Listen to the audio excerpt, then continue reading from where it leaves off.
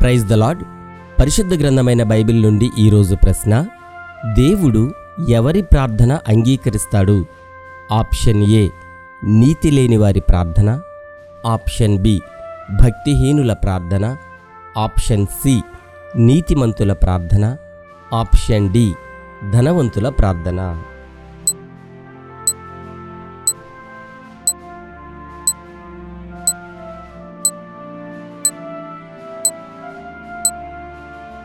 సరైన జవాబు నీతిమంతుల ప్రార్థన.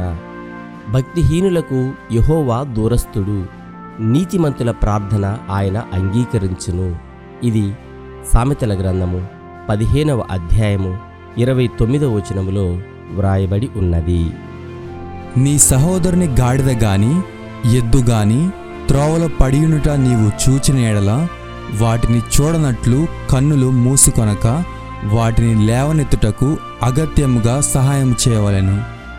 ద్వితీయోపదేశకాండము 22వ అధ్యాయము 4వ వచనం. Have a nice day.